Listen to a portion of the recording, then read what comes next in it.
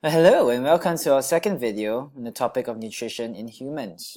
In this video, we'll be talking about organs, more specifically the organs found in your digestive system. Now you probably can name quite a number of these organs from your Sec 2 or your previous knowledge. In this video, we'll be going a bit deeper into how these organs are involved in the 4 stages of nutrition, which we talked about in the last video. So we'll be talking about the parts, the organs of the digestive system, and introducing to you these 2 new terms, alimentary canal and associated organs. Then again, I've said this already, the organs which are involved in the 4 stages of nutrition. And finally, we'll be looking at peristalsis, and in particular, this is important for the pure biology students. Right, so if you're following your textbook, here are the pages to look at. Let's get going. Now the first thing to take note of is that the digestive system is made up of 2 parts, 2 groups of organs. Right, the first part is called the alimentary canal, and the second part is called the associated organs. So the digestive system is made up of the alimentary canal and a few associated organs. Right, let's start by looking at the alimentary canal. So what is the alimentary canal? Or some people call it the gut as a short or simpler form. Well, it really is just a tube which food passes through. And this tube is made up of several organs. It extends or begins from the mouth, passes through several organs, and ends at the anus. Right, the entire tube is about 9 meters long, which is pretty amazing that it can fit in your body. And it's made up of several organs. Now to think about, to know what are the organs which make up the alimentary canal, just think about this question. If the digestive system, imagine that it was like a roller coaster, right, and the food enters at the mouth. Which part would you pass through to go from the mouth to the anus? Okay, those will be the parts which are found in the alimentary canal. So now let's talk about what are the parts or what are the organs that make up the alimentary canal. When you pick out the roller coaster example, now if the digestive system was a roller coaster, the food would first enter at the mouth. And from the mouth, the food would pass through and pass by this part called the pharynx, right, which is near the throat area. Now from the pharynx, the food will pass down the esophagus, which you all should be very familiar with, and then to the stomach, right, which you guys are also very familiar with. Now from the stomach, we know that the food goes into the small intestine, right? But at the Sec 3 level, we teach you a bit more. Okay, the small intestine is made out of 3 parts. The first part of the small intestine, near to the stomach, we call the duodenum. The middle part of the small intestine, we call the jejunum, right? It sounds a bit like Jeju, for those of you who have been to Korea before.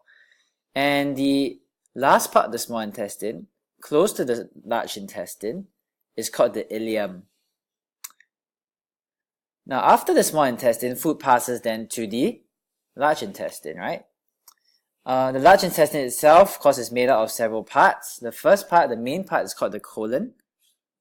Right here, the colon, which starts from here, goes up, across, and down.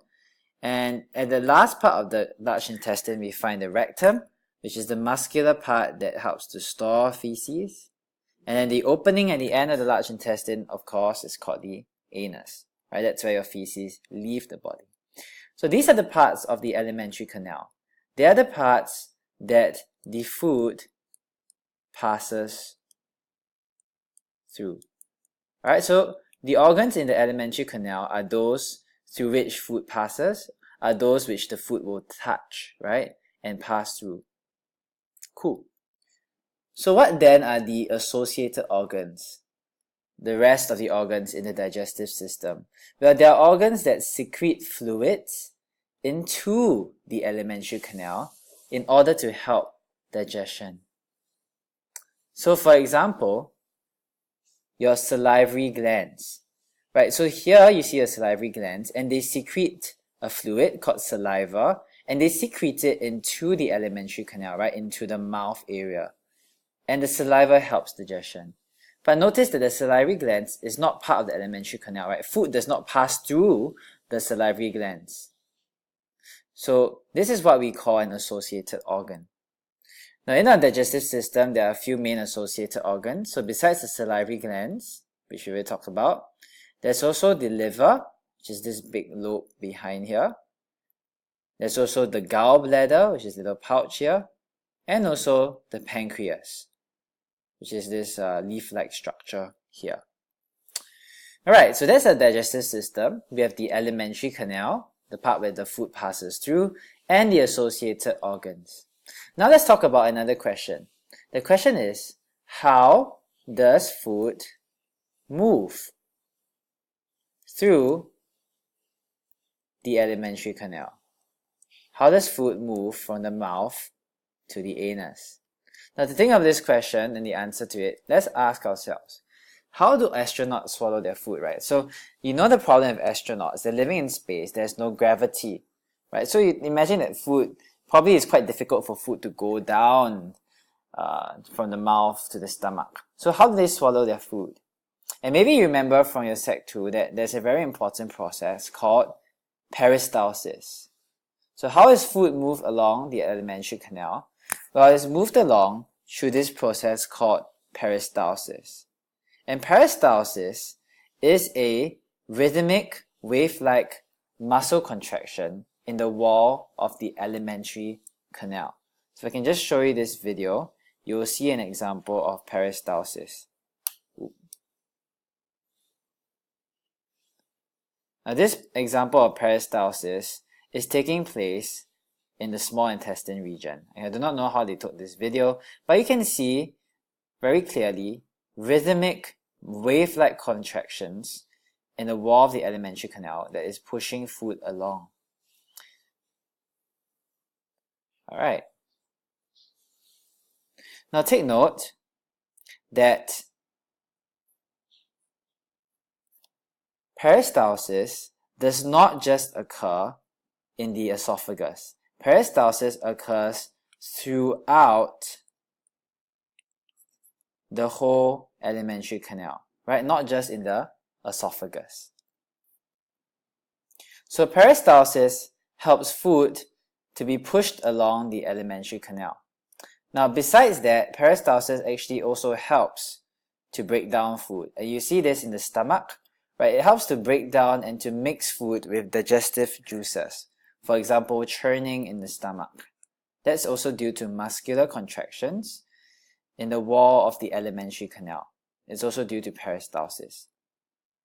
Now that you're in Sec 3, you also need to know, especially the pure biology students, how does peristalsis work?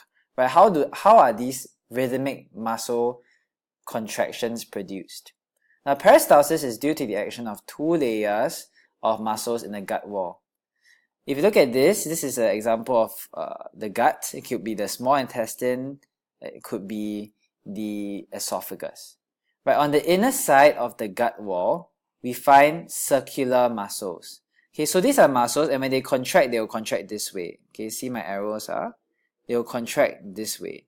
So you can imagine that the entire tube will become smaller in diameter, right? It will become smaller. This part will contract, this part will contract, and the whole tube will become smaller. Now, the longitudinal muscles are found on the outside of the gut wall. Now, how the longitudinal muscles contract? They will contract this way. See the arrows? Okay, so they'll contract this way. They'll actually shorten the alimentary canal, right, in that direction. Now, importantly, the circular and longitudinal muscles contract alternately. They are antagonistic, right? What does that mean? That means that when the circular muscles contract, the longitudinal muscles relax. And when the longitudinal muscles contract, the circular muscles relax. Okay, so take a look down here. We see food, this ball of food moving in this direction from left to right. Now behind the food is the circular muscles that contract. Remember how I said that when the circular muscles contract, it causes the entire tube to become smaller in diameter. So here, the circular muscles are contracting and the longitudinal muscles are relaxing. Now ahead of the food, so you can see, right, the longitudinal muscles are contracting this way. Ahead of the food, the longitudinal muscles will contract while the circular muscles will relax, because at this point you need a larger diameter for the food to fit. So you all need to know this. You need to know that behind the food, circular muscles contract, longitudinal muscles relax. Ahead of food, circular muscles relax while the longitudinal muscles will contract. Alright? Alright, so we've come to the end of this video. Just a quick check that you can name 3 organs in the alimentary canal, that you can name 2 organs which are part of the digestive system but not in the alimentary canal, and finally that you can answer this question: where does peristalsis occur? And you know which are the muscles involved and which are the muscles on the outside, inside, and when do they contract and when do they relax. Alright.